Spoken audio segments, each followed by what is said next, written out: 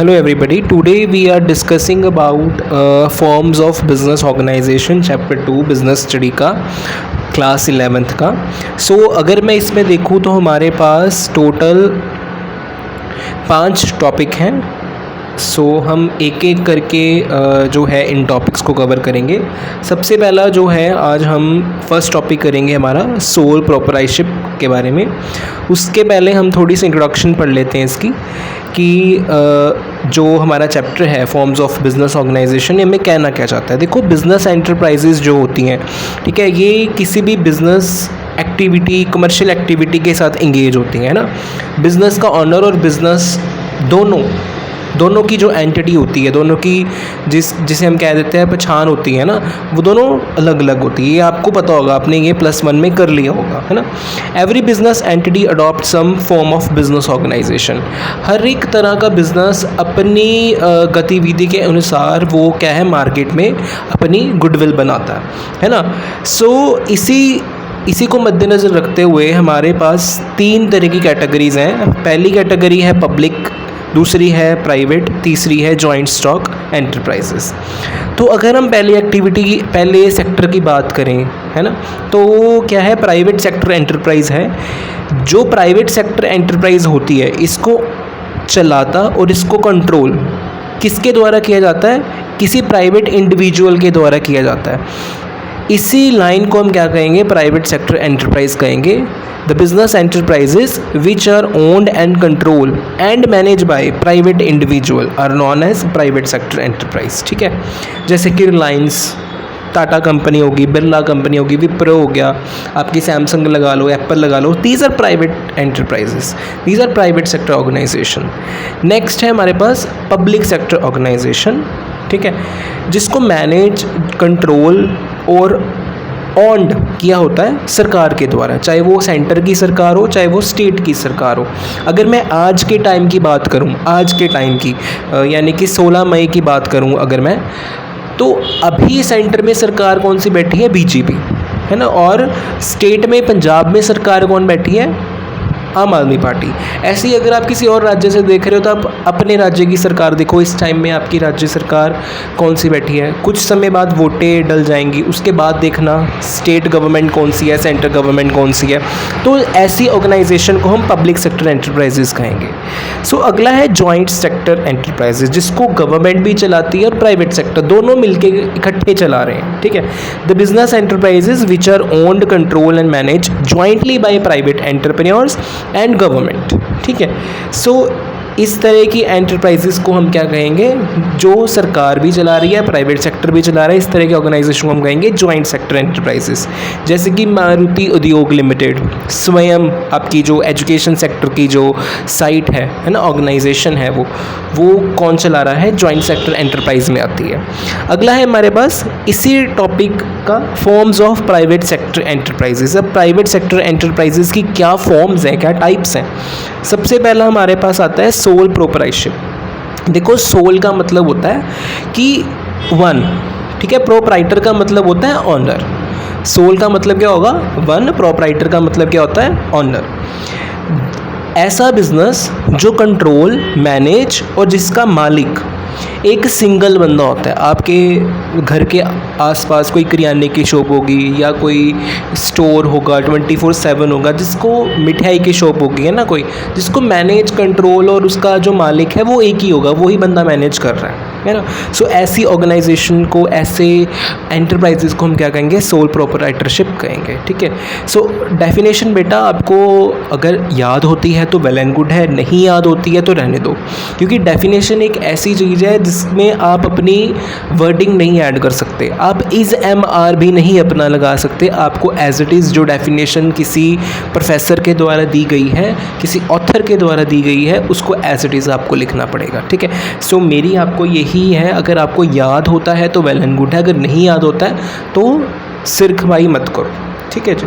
अगला है हमारे पास फीचर्स ऑफ सोल प्रोप्राइटरशिप. देखो इसके फीचर्स देख लेते हैं। ये सिंगल बंदा जो है वो चला रहा है, ठीक है। इसको फॉर्मेशन करना और क्लोज़ करना, ठीक है, कोई लीगल फॉर्मेलिटीज़ की आवश्यकता नहीं पड़ती इसको चलाने में और बंद करने में, ठीक है। मतलब कि जो सरकार कहेगी आपको वो करना पड़ेगा, ठीक है। आपको अपने तरीके से जो है मैनेज करना होगा, लाइसेंस लेना पड़ेगा, वो तो चलो अलग बातें हो गई, बट ऐसा कोई है नहीं कि बड़ी एक्टिविटी करनी है आपको, ठीक है। अनलिमिटेड लाइबिलिटी होती है, जब तक बंदा चाहे तब तक वो दुकान चल सकती है ना, आपको पता ही है, बड़ी नॉर्मल सी चीज़ है ये तो। Individual risk bearing and profit receipt, देखो अगर उस बंदे को प्रॉफिट होगा तो वो उसका होगा, ठीक है। अगर उसको रिस्क होगा तो भी उसको होगा। ऐसा नहीं है कि वो अपना रिस्क भी बांट रहा है किसी और के साथ, वो अपना प्रॉफिट भी बांट रहा है किसी और के साथ। अगर वो बांट रहा है तो फिर सोल प्रोप्राइटरशिप हुई ही नहीं। सोल प्रोप्राइटरशिप है क्या? जिसमें उसका ऑनर, उसको बिज़नेस को चलाने वाला, उसको मैनेज करने वाला, उसको कंट्रोल करने वाला एक ही व्यक्ति है। वन मैन कंट्रोल, बड़ा सिंपल सा पॉइंट है, एक ही बंदा जड़ा है इसको कंट्रोल करेगा। No separate legal entity. Business इस तरह के बिज़नेस में ना कोई मतलब सेपरेट लीगल एंटिटी नहीं है। बिज़नेस का ऑनर और बिज़नेस दोनों एक ही हैं, ठीक है। बिज़नेस जो बिज़नेस होगा वो अपने ऑनर के ऊपर डिपेंड होगा, ऑनर बिज़नेस के ऊपर डिपेंड नहीं होगा। Lack of business continuity, yes, ठीक है। कभी चल रहा है बिज़नेस, कभी नहीं चल रहा है, कभी अब अगर एक बंदा चला रहा है अपना बिज़नेस, वो 1 मिनट के लिए ठीक भी होगा, है ना, तब वो बैठा रहेगा दुकान पे, बाय चांस उसको कोई 19-21 हो गया तो फिर कौन बैठेगा?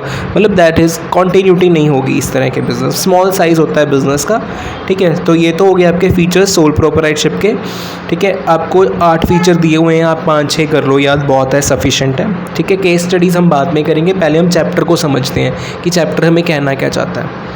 अगला है हमारे पास मेरिट्स और एडवांटेजेस। अब सोल प्रोप्राइटरशिप फर्म की अच्छाइयाँ क्या हैं, इसके एडवांटेजेस क्या हैं? क्विक डिसीजन, अगर देखो एक बंदा बिज़नेस चला रहा है तो ऑफ कोर्स उसको किसी के साथ बात नहीं करनी है ना, वो अपना डिसीज़न खुद ले सकता है और वो डिसीज़न क्विक होगा, है ना, फास्ट लेगा वो डिसीज़न। कॉन्फिडेंशियल, मतलब जो बिज़नेस वो बंदा काम कर रहा है वो सीक्रेट होगा, ठीक है। उसको पता है कि मेरे पास कितना प्रॉफिट है, उसको पता है कि मेरे पास कितना रिस्क है, उसको पता है कि मेरे पास कितना लॉस है, वो बंदा शेयर ही नहीं कर रहा है किसके साथ, है ना। तो एक सीक्रेसी रहती है इस तरह के बिज़नेस में। डायरेक्ट इनिशिएटिव, जो भी बंदा काम कर रहा है वो अपने बिज़नेस के लिए कर रहा है, इस तरह इसको क्या कहा जाएगा कि वो बंदा अपने लिए ही कमा रहा है, अपने लिए रिवॉर्ड ले रहा है, अपने आप ही खुद इनिशिएट कर रहा है। अगर वो अच्छे तरीके से काम करेगा, दिल लगा के काम करेगा, ऑफकोर्स उसको एक अच्छा बेनिफिट मिलेगा, है ना। सो अगला है सेंस ऑफ अकम्पलिशमेंट। अब उसके पास खुद की समझ है कि अगर मैंने 10,000 रुपये अपने बिज़नेस में लगाए हैं ना, तो मेरे को 10,000 भी लेने हैं, प्लस 10,000 में से मेरे को प्रॉफिट भी चाहिए, है ना। सो सेंस ऑफ अकम्पलिशमेंट उसके दिमाग में है। Easy to form and dissolve, पीछे भी पॉइंट आया था कि शुरुआत करनी भी ईजी है और इसको ख़त्म करना भी ईजी है। किसी की उसको बंदिश नहीं है कि हाँ उसके सिर पे कोई बंदूक रख के खड़ा है कि हाँ भाई तू काम कर। अगला है हमारे पास डिसएडवांटेजेस या demerit of sole proprietorship. Limited resource होता है, ऑफ कोर्स। अगर कोई एक बंदा काम कर रहा है, एक बंदा बिज़नेस चला रहा है, जिसके पास जितना उसके पास धन दौलत होगी वो उतने लेवल का बिज़नेस खोलेगा, ऑफ कोर्स। लिमिटेड रिसोर्सेज तो हैं। Limited life of business, of course. अगर एक बंदा बिज़नेस चला रहा है, वही बंदा मैनेज कर रहा है, वही बंदा कंट्रोल कर रहा है, ऑफ कोर्स बिज़नेस का जो लाइफ पीरियड है वो थोड़ा सा कम होगा एज़ कम्पेयर टू अगर किसी बंदे के पास एक्स्ट्रा रिसोर्सेज हैं। अनलिमिटेड लाइबिलिटी, यस, ये भी एक तरह की कह लीजिए डिसएडवांटेज है कि अनलिमिटेड लाइबिलिटी, बिकॉज जो हम डेट हैं, फॉर एग्जांपल उसने लोन ले लिया जी 10 साल का, है ना, उसका बिज़नेस चला नहीं बेचारेगा, वो 5 साल के लिए चला, अब तो लोन उसने 10 साल का लिया है, 5 साल का लोन कौन भरेगा, है ना। सो इस तरह के लिए मतलब ये पॉइंट ये ओवरव्यू आप देख सकते हो। Limited managerial skills, yes of course. अब एक ही बंदा काम कर रहा है, एक ही बंदा मैनेज कर रहा है, उसके पास जितनी समझ होगी उस तरीके का वो बिज़नेस चलाएगा। लिमिटेड मैनेजरियल स्किल तो है ना, वो बंदा कहाँ जाए। अगर मान लीजिए किसी किराने की शॉप है, वही बंदा मैनेज कर रहा है, फॉर एग्जांपल उसने एक मजदूर भी रख लिया, है ना, या एक हेल्पर भी रख लिया उसने, तो वो कितना हेल्पर के ऊपर कितना ही विश्वास कर लेगा वो। सो आगे है हमारा कंक्लूजन। देखो जो सोल प्रोप्राइटरशिप है ना, ये सूटेबल होती है स्मॉल स्केल एंटरप्राइजेस के लिए। The sole proprietorship is suitable for enterprises which require personal attention, जिसमें आप अच्छे से अटेंशन दे सकते हो, आपके पास 24 आवर्स हैं या 12 घंटे हैं दिन के, मतलब उसके लिए बंदा ये बिज़नेस बेनिफिट है। लिमिटेड कैपिटल, ऑफ कोर्स आपको कोई इतनी बड़ी कैपिटल नहीं चाहिए, 10-12 करोड़ नहीं चाहिए। अगर आपको ग्रोसरी की शॉप खोलनी है तो आप 2 लाख 3 लाख की इन्वेस्टमेंट करो, उसमें भी आपकी शॉप खुल जाएगी, है ना। स्मॉल बेकरी शॉप हो सकती है, कोई हेल्थ क्लिनिक हो सकता है, डॉक्टर क्लिनिक हो सकता है, लॉयर्स ऑफिसर्स हो सकते हैं, है ना। सो ये जो था आपका पूरा टॉपिक था एक, जिसमें हमने सोल प्रोप्राइटरशिप की बात की। एक केस स्टडी भी देख लेते हैं, बिकॉज केस स्टडीज़ ही आपको आएंगी, है ना। Manoj is running a general store under the name Daily Needs in a local market. He takes all decision about business himself without any interference from others and get all the profit as reward for bearing the full risk. In the context of above case, identify and define the form of business organization in which Manoj has performed his business. अब ये कह रहा है कि ना मनोज जो एक व्यक्ति है वो जनरल स्टोर चला रहा है, ठीक है, डेली नीड्स को पूरा करने के लिए, बेसिकली लोकल मार्केट में वो बिज़नेस चला रहा है अपना। वो खुद ही सारे बिज़नेस के डिसीज़न ले रहा है, ठीक है, किसी की उसको दखलंदाजी नहीं है, कोई दखलंदाजी नहीं करता उसके बिज़नेस में। जो प्रॉफिट होता है उसका होता है, जो रिस्क होता है वो उसका होता है। तो इस तरह के बिज़नेस को हम क्या कहेंगे, इसको आइडेंटिफाई करो। ऑफ कोर्स सोल प्रोप्राइटरशिप कहेंगे हम इसको, है ना। तो आगे उसने सोल प्रोप्राइटरशिप के फीचर्स पूछ लिए। फीचर्स आपको पता ही है, सिंगल ऑनरशिप हो गया, अनलिमिटेड लाइबिलिटी हो गया, वन मैन कंट्रोल हो गया, lack of business activity continuity हो गया, स्मॉल स्केल हो गया, नो सेपरेट लीगल एंटिटी हो गया, फॉर्मेशन एंड क्लोजर। जो भी आपको सोखे पॉइंट लगते हैं 4 वो लिख देना। मैंने तो आपको 5 कहे थे कि 5 की प्रेजेंटेशन कर दो, 4 एक्सप्लेन कर दो, ठीक है ना। तो प्रेजेंटेशन क्या होती है सर, ये जो आपकी स्क्रीन के ऊपर दिख रहा है, this is also known as presentation. अगर आपको और तरह के डब्बे आते हैं वो बना देना, बस बदल मत बना के आना। आगे हमको कह रहा है कि Shri Ram started a confectionery business few years back due to continuous losses in business he decided to close the business. He owns 4 lakh to supplier firm who he had been taking goods on credit। देखो श्री राम ने कोई confectionery का business start किया था कुछ समय पहले, ठीक है, वो उसको कॉन्टीन्यूसली लॉसेज हो रहे हैं बिज़नेस में। तो उसने कहा कि मेरे को कॉन्टीन्यूसली लॉसेज हो रहे हैं जी, मैं अपना बिज़नेस बंद कर देता हूँ। उसने किसी बंदे से ना 4 लाख रुपए का सामान लिया था, या पता नहीं 4 लाख रुपए का सामान लिया था, वो भी उधार। अब वो कह रहा है कि मेरे पास इतने फंड नहीं है, मेरे बिज़नेस ने इतना कमाया नहीं है कि मैं इन डेट को पे कैसे करूँगा। तो श्री राम कह रहा है कि मेरे पास इतनी एसेट्स भी नहीं है, ठीक है, कि मैं उस जो डेट है मेरा, जो लोन है मेरा, उसको मैं पे कर सकूं। क्यों और ये क्यों हो रहा है, ठीक है, आपको इसका आंसर देना। Yes, supplier can recover his debt from personal property.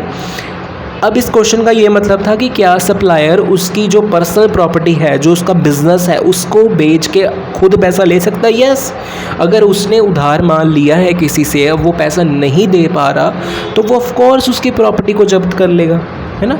सो इस तरह के बिजनेस को दैट इज़ अ डिसएडवांटेज, ठीक है। तभी हमने अनलिमिटेड वाला जो पॉइंट किया था, आपको अनलिमिटेड वाला पॉइंट दिख रहा है, ये उसी की एग्जांपल है, ठीक है। अनलिमिटेड लाइबिलिटी में आप इस तरह के एग्जांपल लिख सकते हो कि कोई बंदा है, वो उसने लोन लिया था, उसको कॉन्टीन्यूसली लॉस हो रहा है, अब उसने पे नहीं किया, तो जिससे उसने लोन लिया था वो उसकी प्रॉपर्टी जब्त कर लेगा। That is known as unlimited liability, ठीक है। अब उसका पूरा हक नहीं है अगर उसने इस तरह का बिजनेस चलाया और उसने लोन लिया, वो पे नहीं कर पा रहा। So that's enough for the video, ठीक है, that's enough for the today.